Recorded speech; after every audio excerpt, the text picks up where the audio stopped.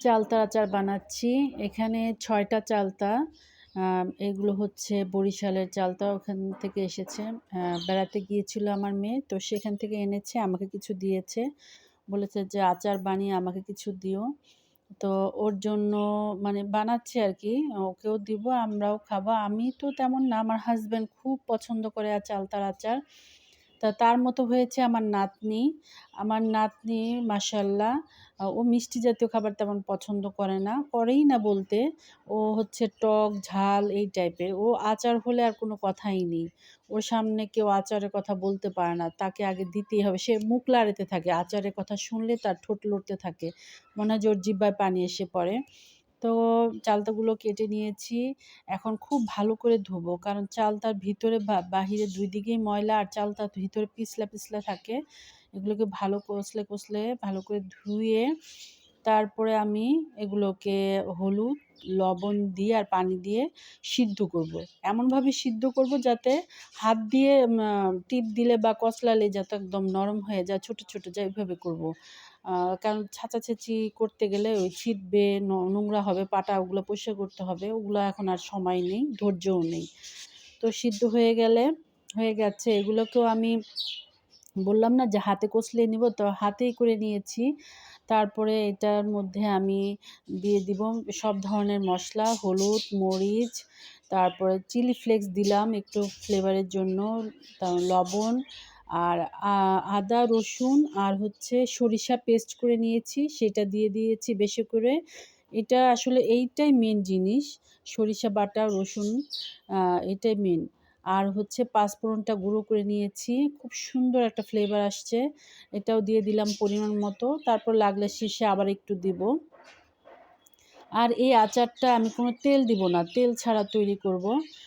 আচারটা চিনি মানে এটা আসলে হবে চিনির উপরে। আ মিষ্টি, মিষ্টি হবে। আ ঝালও হবে। ঝাল খেতে আসলে ভালো লাগে। তো আমি ১ম এ ০.৫ কেজির মতো চিনি দিয়েছি। পরে আমি আবারও ০.৫ কেজি দিয়েছি। কারণ মিষ্টি হয়নি। আ মানে অনেক চিনি লেগেছে। একটু মিষ্টি, মিষ্টি না হলে আসলে ভালো লাগে না। তো আচারটা আসলে আমি তেমন খাই না। খাই না মানে খুব যে পছন্দ করি তাও না, আবার একদম যে পছন্দ না করি তাও না। মিডিয়াম আরকি। কিন্তু আমার হাসব্যান্ড, আমার মেয়ে আর হচ্ছে আমার নাতনি ওরা খুব পছন্দ করে।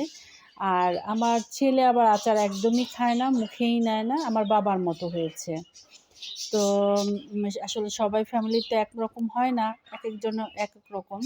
তো এই আচারগুলোকে ভালো করে নাড়াচাড়া দিয়ে ঢাকনা দিয়ে ঢেকে রেখে দিব। চিনির থেকে যে পানিটা বের হবে ওইটা দিয়েই এই আচারটা তৈরি হবে। দেখেন কত পানি ছেড়েছে। আস্তে, আস্তে এটা জাল দিয়ে আঠা, আঠা হয়ে যাবে। তারপর আচারগুলো নামিয়ে ফেলবো। আম এই আচারগুলো খুব সুন্দর লাগছে দেখতে। যেটা বলছিলাম যে মেয়ে এনেছে, মেয়ের জন্য দিয়ে দিব অর্ধেক আর আমি রাখবো অর্ধেক। আ এত আচার আসলে খাওয়া যায় না। তো আচারগুলো হয়ে গেছে প্রায়। এই যে আঠা, আঠা হয়ে গেছে।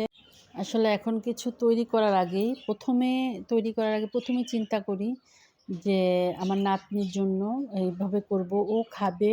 তো সেটা মাথায় রেখে আমি যেকোনো জিনিস এখন রান্না করি, তৈরি করি বা কোনো কিছু প্রোগ্রাম করি। এখন সন্তানের আগে আমার নাতনি, ফালাকের কথা চিন্তা করি। তো আসলের থেকে সুদের বেশি মূল্য সবাই বলে না?